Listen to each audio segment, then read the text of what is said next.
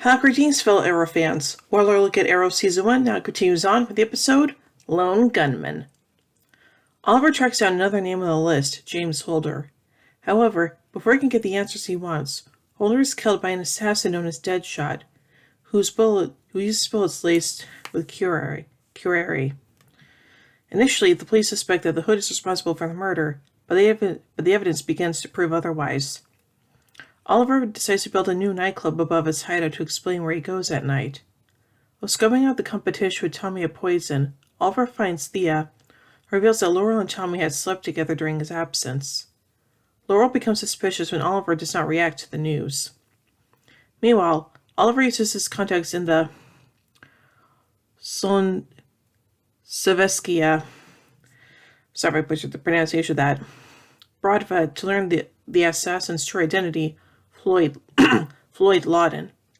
He's able to track Floyd down, but the latter escapes after a shootout. Oliver retrieves the bullet-ridden laptop from Floyd and takes it to Felicity Smoke, an IT specialist at Queen Consolidated, and hopes she can retrieve information from it. Felicity is able to do so and reveals the laptop is actually owned by Warren Patel and contains blueprints for the Exchange Building, where an auction for a company called Unideck Industries is taking place. Oliver realizes that Deadshot has been hired by Patel to take out the competition for the bidding of Unideck. He enlists Quinn's help to protect the building and stop Deadshot from assassinating more potential buyers. At the auction, Oliver manages to stop Deadshot by shooting an arrow through his eyepiece, seemingly killing the latter, but his bodyguard John Diggle is shot by one Deadshot's stray bullets. Oliver is forced to reveal his true identity as the vigilante to John in order to save his life. Why? In another flashback, it is revealed that the archer who attacked Oliver was actually trying to help him. Oliver understands and escapes, but is pursued by an unknown group of armed men. Ooh. So now let's take a look at some trivia surrounding this episode.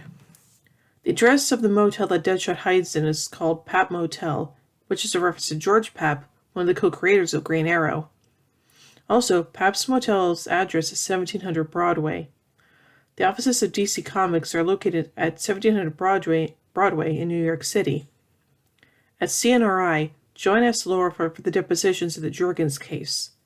This is a reference to Dan Jurgens, an American comic book writer artist who was especially well known for his work on the Superman comics. This episode marks the first appearance of Felicity Smoke and was originally meant to be her only appearance. However, positive fan reaction to the chemistry between Stephen Amell and Emily Bett Rickards resulted in Felicity being given a recurring role throughout this season and eventually joining the main cast in Season 2. This could be considered the episode where Team Arrow was officially founded, as Diggle discovers Oliver's identity and is introduced to future member Felicity. Some of the names on Deadshot's chest are crew members of Arrow: Gordon Verhule, Todd Pitson, and Kent Shane. Two other names are for the comics and linked to the kidnapping of Deadshot's son, Wes Anselm and Andy Haskell. Also, the name Andrew Diggle is shown, referring to John Diggle's brother.